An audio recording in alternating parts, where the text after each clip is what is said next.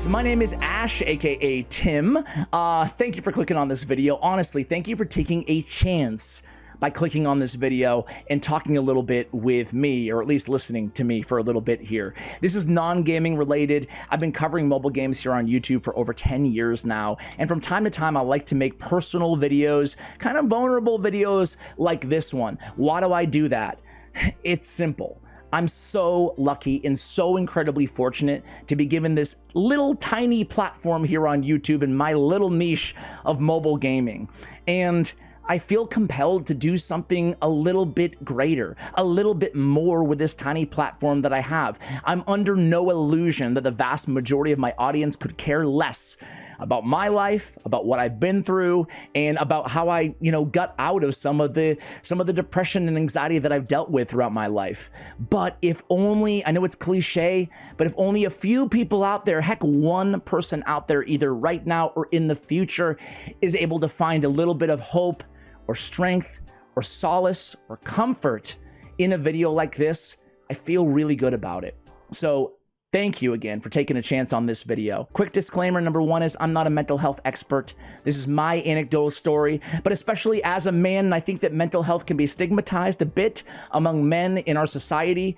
I hope that others can, learn from my story a little bit, and 95% of my audience is men. You're likely a guy. Well, that's good to hear.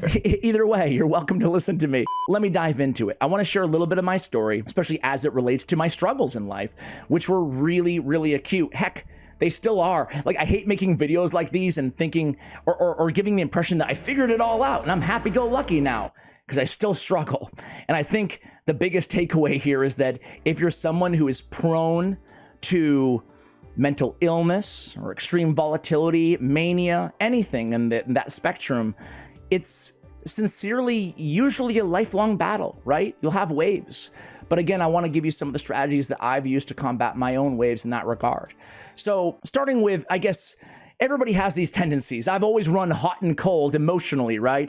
I am, I mean, everything from like road rage to temper to love. I love hard and sometimes I hate hard, Luckily, it's never gotten me in trouble with like the law or anything like that. I've certainly not done anything that I'm like super unproud of. It's not like I have this massive skeleton in my closet, but I've got a billion stories of things that I probably should not have done, and that was because of my volatile emotions. Historically throughout my life, I've had it basically my entire life, and when times get really tough, those emotions can go totally out of check. And some of those emotions are that mania that I touched on. I can get a bit paranoid at times about people around me. But before I get to all of that, what happened to me that put me in this mental state, right? As I said, I had a pretty like normal quote unquote life, even though no life is normal. But around 14 years ago, my mother passed away, and she was, like a lot of moms out there, not every sadly, but like a lot, she was my everything. Everything maternal, everything care, everything genuine love, unadulterated love, right? Unconditional love. She embodied that. And the love of a mother, the love of the true love of a woman, she was everything to me, And she was a nurse by profession, so she was also like from a kind of quasi-hypochondriac, especially at the time in my teens and early 20s, she was also respite in that regard for me. When she passed away, it was suddenly from lung cancer, stage 4 lung cancer. From diagnosis to death, it was only a matter of months, a few months. Non-smoker, healthy person, 48 years old. It was awful and it was very tough. And I self-isolated. I was engaged with wedding like planned, and I withdrew from the wedding and I withdrew from the relationship. And then I withdrew from a lot of my friends and almost all my family.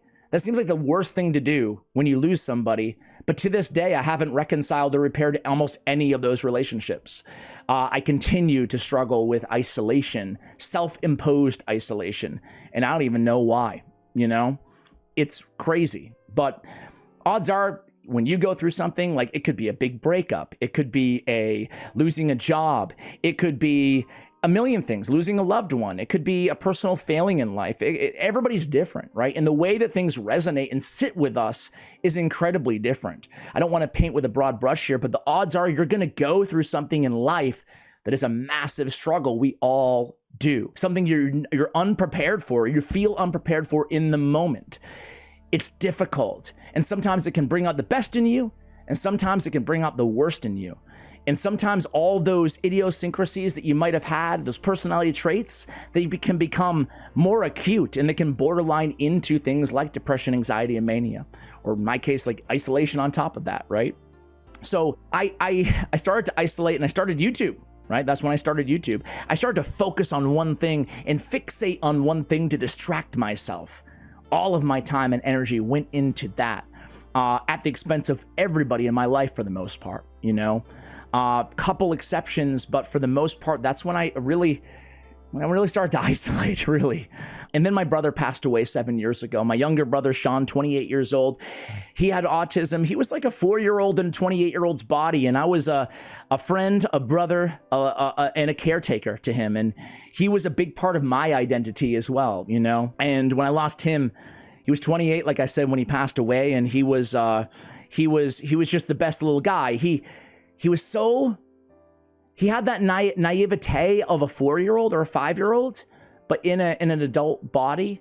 And it was something that like, it went from being, oh man, it stinks that my bro's like that. And like when I was growing up, and it went from being something that was such a blessing in my life. You know, I learned to continuously through my entire adulthood, because it was 28 years with Sean, to find joy out of the most menial things at times, like a little kid does, you know? But that was a constant reminder to stay connected with what truly matters in this world, not all the superficial shit that's constantly being shoved down our throats, you know? I grew up not super poor, but kind of poor, you know? We barely could afford to rent our house in the middle of a meh area growing up. And after that, I just couldn't afford to have like the Nintendo or whatever, you know, any of that stuff. So I knew what was it like. And, you know, into my 20s as well, I knew what it was like to struggle in terms of economically. And then when I was lucky enough to have a bit of a better income where I didn't have to struggle and worry about next paycheck or anything like that, it took that for me to realize that money just, I mean, it's cliche to say, and only people with money tend to say this, but money doesn't bring happiness outside the necessities, you know? You just emotional. At least that's been my experience, because my happiness level certainly hasn't gone up at all, you know, during when I've been fortunate enough to make more money in life, you know? And I learned that, you know, after buying a bunch of stuff, material stuff, you know, new designer clothes or a really expensive car and all that stuff, it was very temporary, the happiness. It's when you want to pay for things, pay for moments and memories, people you love. And for the love of God, don't go to a concert or a show and record the entire thing. Experience it and live in the moment. That's what I learned, you know, during this time period, because I tried all the distractions after Sean passed away, and none of them worked, you know, none of them worked. But I did continue to self-isolate, and I continued to get more and more manic. In my mind, I was analyzing everything and everyone. I have this, even alone in my room at night, in my bedroom or whatever, I would just sit there and think and almost make up people who hated me in my life. And none of it was true. But I would just tell myself these stories constantly over and over. This is why you're this way, Tim. This is why you're that way, Tim. This is why you can't succeed here. This is why you can't succeed there. Oh, you ruin relationships. You can't be in a relationship. You know, you're not smart enough to own a business or to run it successfully up to be a $20 million company or a $100 million company. You're not smart enough. You lack the education to do X, Y, or Z. I would tell myself all these stories all the time. And I started weaving this narrative that brought me into a greater and deeper pit of despair in my life. And eventually, I just had these moments of waking up, just at least momentarily, and asking myself, like, what am I doing? What am I? Who have I become?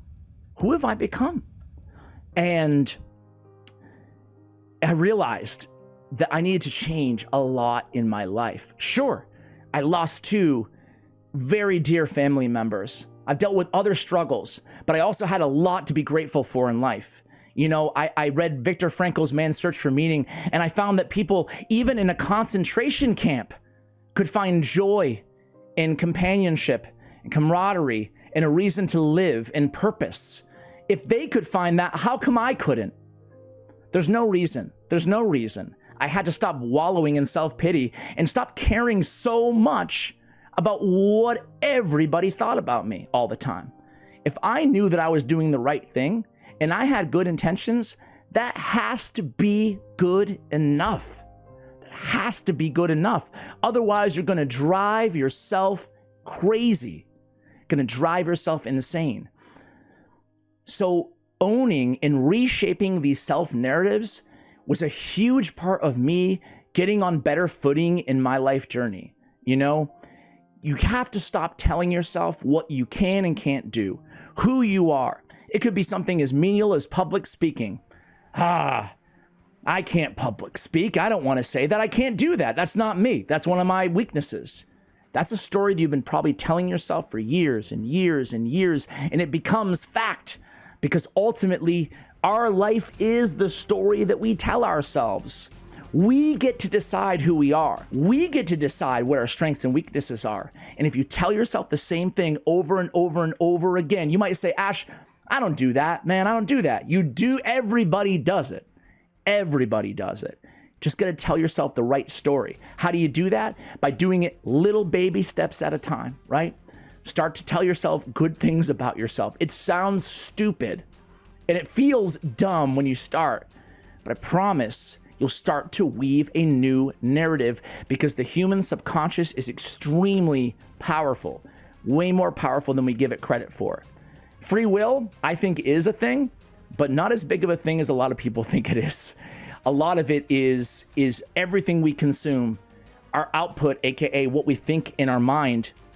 That's not the full story, you know? It's not always our thoughts. It's the stories that we're trying to tell ourselves because humans are storytellers. We want to make sense of things that oftentimes we just can't understand. Tell yourself a positive story. Have confidence in yourself. If you're like me, where you always think the worst all the time, keep yourself in check and have faith in your decision process. Have faith in what you say and what you do. Whether it's cringy or stupid, you're going to be wrong. People make mistakes. We should be more forgiving in society. Not everybody's canceled, not just publicly, but privately. But we're telling ourselves the wrong story. So take ownership because you can make a difference in your own life, in your own story. Number 2 is find a purpose, right? Now, purpose, it sounds so woo-woo and ambiguous, but find a task and do it immediately.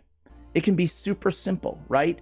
Starting positive rituals and routines in your day is always going to lead to a positive outcome because the habit forming process of having healthy rituals, it can be like flossing once a day or whatever. If you start to snowball these positive rituals and you're able to be consistent and power through the difficult times when you're like, I'll just let it go for one day. If you can be consistent with small little changes, then you'll teach yourself to be consistent with bigger changes in your life. Start small. Also, learn.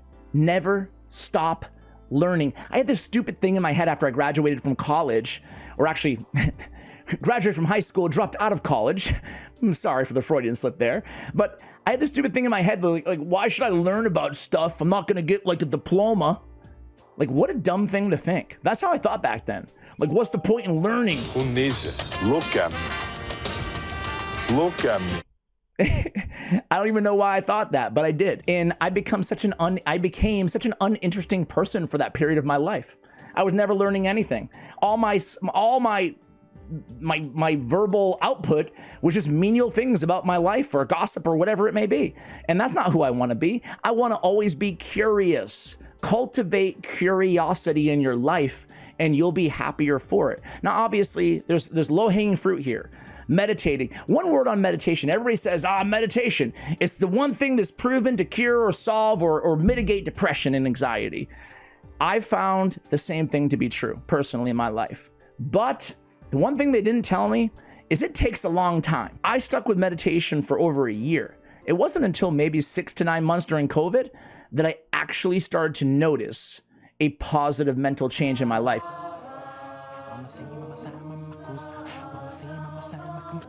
I recommend Headspace. 10 minutes a day, 5 minutes a day even.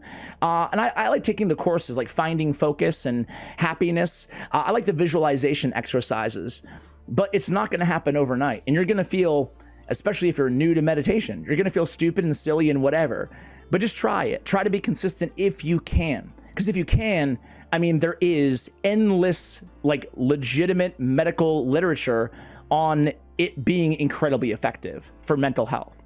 So, I mean, don't believe me, believe the experts on this, right? Tons of it. So consider meditation, right? Consider like little things like deep breaths. But once you meditate for long enough, I do find that it helps you to really, you can kind of channel that zone of meditation throughout your day-to-day life. And that's when you know it's working. For me, that's how I knew, whoa, I'm thinking about what I felt when I was meditating. That's when I knew that, wow, it's actually working, which is pretty shocking to me because I was pretty skeptical early on. Finding a task, right? Not just learning and being curious, which is great, but also like build something. For, you know, do an art project, whatever it may be. Everybody's different. I can't tell you what to do. Learn an instrument. Try a craft or a project or remodel your house. And I think that it's one of these things that in all of our minds is like, yeah, I'll probably do that next week or when I can afford to do X, Y, or Z. But the truth is you can do it now. Take steps immediately. There's no time like right now. Otherwise, you're probably not going to do it, right? So I like staying busy. Just don't do it so much that you're negating everything else in your life like I did, right? And then the last thing is, and I touched on this, but let go of your fear of judgment from others. Be yourself. Because, I mean, it's cliche and you've probably heard it a million times before, but who wants to be around people that don't even know the real you or value the real you? You could be silly, you could be corny, you could be vulnerable, could be emotional, could be stoic. I don't know who you are, but don't be afraid to be yourself. F anybody out there who's going to call anybody cringe, right? Or anything like that, you know, or going to judge you. Be your true self. Be your true self and be content in that. Because when you're your true self and when you're content in that and when you don't care what other people think so much about you and you care more about what you think of you, that's when things will start turning around for you. Listen, guys, this journey is not a straight line, right? It's gradual. Think small victories. There's going to be ups and downs. I lost these loved ones, but then I found hope and I found the most amazing thing in my life in my son, Charlie. I didn't even think I would ever be a dad, but I had the most amazing little boy who's changed everything about my life. But I didn't know that when I was in the car outside a Target parking lot, outside of Boston, the day after my brother died, trying to overdose on over-the-counter medication. I didn't know I would have a son in a couple years who would change everything about everything in my entire life. And to be robbed of that moment would have been such a massive injustice in my life. It would have been the most cruel thing I could have ever done to myself, but I didn't know it at that moment. I didn't know it in my lowest low that my highest high was yet to happen. As hard or difficult as that was to envision at the time. Listen, for anybody out there that's thinking about harming themselves or ending it all, or even flirting with the idea that I might be better off dead, remember that you're robbing your future self. You're robbing the little kid version of you, the most innocent version of you, a chance at a new high that, as unlikely as it may seem, could be around the corner for you. So guys, again, I really hope that somebody out there can either heal or be healed in the future by some of the words and experiences that I shared with you guys. Either way, I love you and I care about you. I appreciate you guys taking time to watch me and content here on YouTube, even if you only watch this video. I really do appreciate it because, again, time is the most valuable resource out there in life, and I really appreciate you guys spending a little bit of it with me. Much love, and as always, take care, guys.